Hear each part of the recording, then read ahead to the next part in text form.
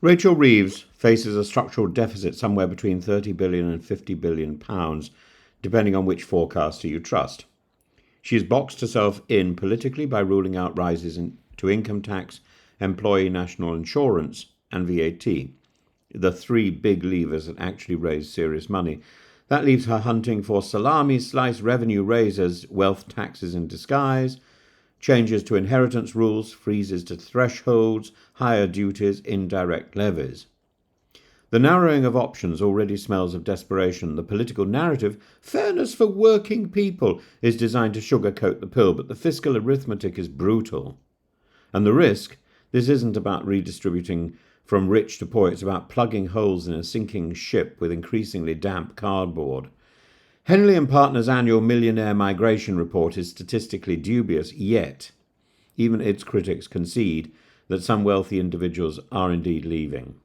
The FT points to corroborating indicators: weaker demand for prime London property, fewer non-doms, a fall in the market for private club memberships, and wealth managers reporting an uptick in relocation inquiries.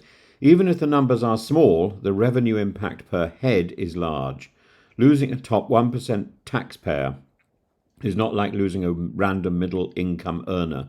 The fiscal multiplier is enormous, and Reeves risks shrinking the tax base she's trying to squeeze. Last year's employer NIC's hike of £25 billion and a 6.7% minimum wage rise have already fed into food price inflation, pushing it well above European levels, even if we now do have a strawberry sandwich in M&S. The Bank of England now warns that Reeves's own policies have rekindled inflation, making rate cuts harder and slowing growth.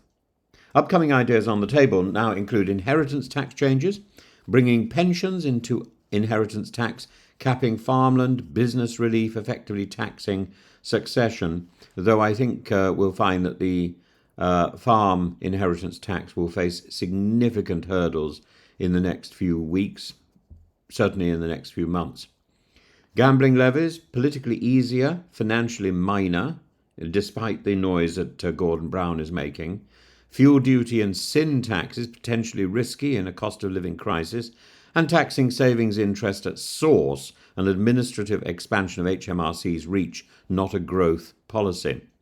This is not a coherent economic strategy. It's a scavenger hunt for anything that can be taxed without breaking a manifesto pledge. Wealth managers report a surge in trusts, family investment companies, offshore bonds, and gilt purchases, all aimed at deferring, sheltering, or reducing exposure to Reeves's changes. These aren't loopholes for oligarchs, they're standard defensive moves for high earners, and they tend to accelerate the very erosion of the tax base Reeves needs. Once such structures are in place, the Treasury may never recoup the foregone revenue. It's the fiscal equivalent of squeezing a balloon. The air doesn't disappear, it just moves somewhere else.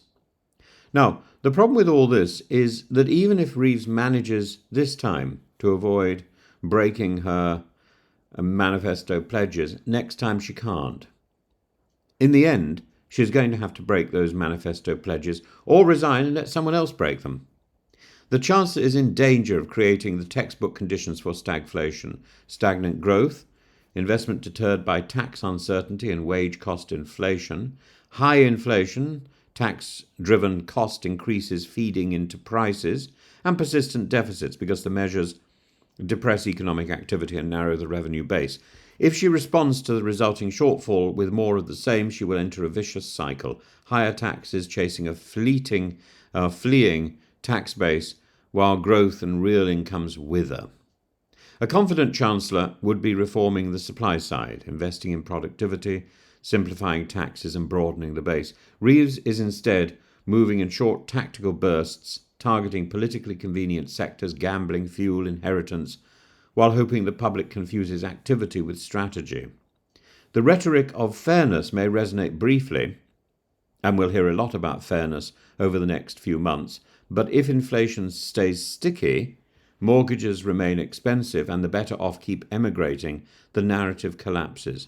Fairness without growth is just redistribution of disappointment.